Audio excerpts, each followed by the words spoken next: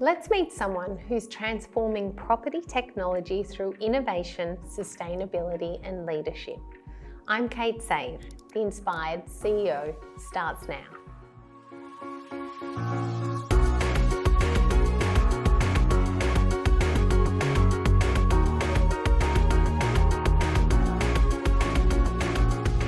Welcome to The Inspired CEO, where each episode we explore the innovative wellness practices that are driving success and longevity in the modern business world. In this interview, we speak with Trish Mackie-Smith, CEO and co-founder of Inndox, an award-winning property technology platform revolutionising building management. With over 2 decades of experience as a corporate lawyer and entrepreneur, Trish champions compliance, sustainability and innovation. Recognised globally for her contributions to the industry, she shares her journey, her challenges, her vision for the future and insights on leadership and raising capital, maintaining a work-life balance as a CEO. Wow, Trish, that sounds incredible. What an interesting career you've had. Thank you, Kate. So how did it all get started? So prior to starting Inndox, how did this evolve, your career? Yes, well, as a young property lawyer, I had to, on behalf of the client, collect a lot of information about a property, and getting all that information together was extremely difficult because often this information is in all different places. Often you can't even access it or it goes missing. Yes. And if you can't provide the right information for your client and you can't prove compliance, you'll lose the case. Gosh. So that causes a lot of stress and costs for the client. And I thought surely there's a better way to find this information when you need it. Yeah. So I had that in mind way back when I was a property lawyer. Then I started managing a building consultancy and there were issues again around collecting the information, the history of the property. And so I had clients who had been actually ripped off buying dud properties, like lemon properties. We call them lemon properties, like lemon cars. Yeah. And our law actually doesn't assist with this. So because of the buyer beware law, the buyer has to do all the investigation and the seller doesn't have to disclose. So some of our clients were ripped off because they weren't told about some major defects. There's some sad stories. One that comes to mind, a single mum poured her life savings into buying what she thought would be a dream home. Yeah. And when she moved in, she actually had to move out again because it was uninhabitable. My goodness. So things like this, I thought there's a lack of transparency, there's a lack of trust, something has to be done. So that sort of motivated me, I guess, to look at ways to improve things. So I looked at technology and that was the start of Inndox.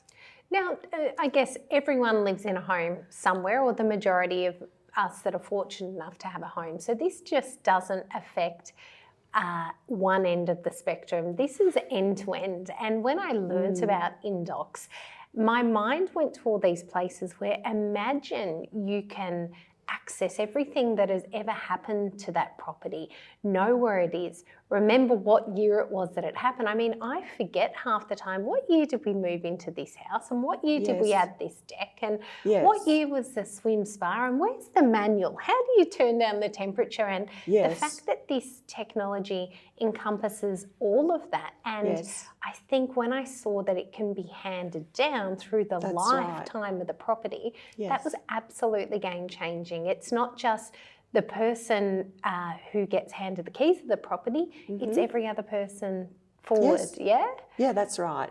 And it's not just the storage of the information. So we package it up so it's all user-friendly and the owner, whoever they are, even elderly people, can easily manage their property.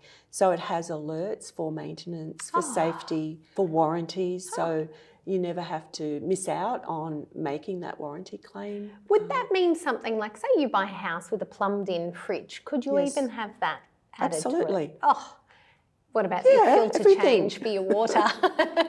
All of that, so Yeah. reminders, and all Yeah. the trades. You could even have your gardener, your solicitor, your accountant in there, so they can be contacted as they need to be in order to maintain and manage that property. It's like the house has got its own diary and appointments. Yeah, It's, that's a good way of putting it, actually. yeah, calendar. Yeah, and a bit like when you buy a car has a logbook. Yes. And you wouldn't buy a car without a logbook. True. But when we buy a property, you don't often get all the information. Wow, So- that is fascinating to think that actually hasn't been done in the form that you're doing it before. That your car, you expect a logbook, and Yes. you get a roadworthy certificate, All and there's of so that. many processes in place, but that doesn't exist. Wow. No, Yes. it hasn't until now. Yeah. Sure, there's been other innovations out there that have tried to do this, and it's not easy to find a market entry and get all that information from the history. So that's been a challenge. And I can imagine, as your background, being a lawyer in this space, you're seeing the most difficult of cases. So the way that you're solving for it is going to have so many other more intricate add-ons than what the average person or the average builder might even think of. Absolutely, yes. And I'm always looking ahead to looking at the trends and making sure that we can add value there. So the laws are changing. There are trends for seller disclosure, thank goodness. Yeah. And we can facilitate that.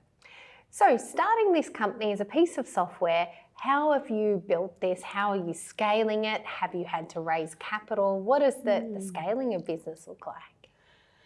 Yes, it's been very daunting. Number one, having to build a technology without a tech background. Yes, oh, absolutely. So having to learn a lot about the technology, and I didn't want to go out and learn how to code. So I had to build a team, and the best way to learn about managing a tech team is actually to do an accelerator. And I did one. It was the first Australian prop tech accelerator back in 2018. And so with my concept, I applied, and only 7 people got in. It was a 6-month course, and it was with a technology business. Yeah. So they trained us in understanding technology, a bit about the code, but more about managing a team and managing a startup, because a startup is very different to either being a corporate lawyer or running a business. It's so different. Yes. So, so I did that, learned about technology. In that 6 months, we built what they call an MVP, minimal viable product, launched that into the marketplace, and had instant customers coming on board. So that proved it up, and we were able to secure some funding at that stage from VCs. Yeah. Since then, we've had to continually evolve and listen to our customers and getting their feedback, pivot, just constantly changing. So in order to do that, you need the funds. Yes. So we had our own funds, we did bootstrap, we had some angel investment, government funds as well, and R&D tax credits. Great. But the best funding, of course, is revenue. Absolutely. So getting that, that's, it's been tough because you have to look at pricing as well when it's a brand new thing in the market, testing that, how high can you go? So a lot of interesting learnings. Yeah, and I think for things to be scalable as well, you need to move fast so that You you can get that revenue in and you don't have to charge as much whilst you're trying to cover your costs through the innovation, through that whole process. So that's right. You've picked one of the hardest areas, I think, to scale. Unfortunately. For a non-IT person. As a lawyer, absolutely. But congratulations, you've actually won some awards, is that correct? Yes, I have. I've won a few awards. And thanks to my team. Yes. You know, you really need to build a great team that shares your vision, your mission, your purpose. And by doing that, they're motivated with you. You can share those challenges and rewards, the ups and downs, highs and lows. So I really, you know, as a leader, it's about inspiring your team. Yes. And because of that, we've been able to have this recognition in the industry. So, yeah, I'm proud of that, but I'm also proud of my team. And we are doing something positive. So that's, you know, that's what matters. Well, congratulations. And what is next for Inndox? What's next? Well, I can see that we will be applying new technology. Yes. So we're looking at blockchain. Oh. So that all this data we've been collecting along the way, we're in 24 countries now, so it's a lot of data. And by applying the blockchain technology, we can have this data immutable, yes, transparent, yes, and trusted. Wow. So we've already tested the blockchain application and it has worked. We've had interest from bankers and insurers, so of course they're going to be expecting that they can trust this information, and also applying AI like everybody else. With AI, we can generate instant reports that are immutable and trustworthy, and also predict, you know, for safety of this building, especially as our buildings are getting older and older. Oh, yes. You need to maintain them to keep their value and for insurance reasons too. Makes perfect sense. Now, what is the cost for a consumer to use Inndox?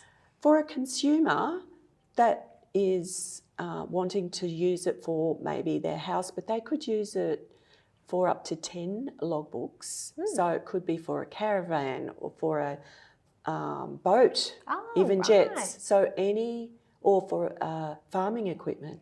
Any major asset can be used on Inndox platform, and it costs $19 a month for up to 10 logbooks. Yeah. Incredible value. I think so. Yes. Wow.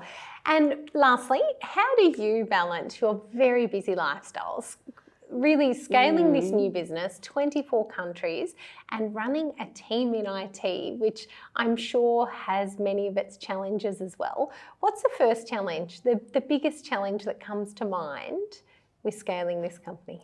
Yes, as you said, maintaining that work-life balance is not easy. Yeah. So for me, I've got to take time out. I have to make sure that I find some escape. And I try and do that once a week. And Sundays are a good day for that. Yes. Where I just switch off, no mobile phone, no tech around me. Good. I play tennis, I play competitive tennis, and I walk and do Pilates. And I eat well, and I make sure I get a good night's sleep if I can. Yes. Isn't that the hardest of all the things? Yes, and, yes, it has been. It's the one you regret the most when you don't do it. Uh-huh. But it's the hardest one to put into practice. All the others maybe a little bit easier. But well done. You're doing an incredible job, and I think this platform is something that will really take the stress out of a lot of people's minds. So congratulations. Thanks, Kate. This is the Inspired CEO, and we'll be right back.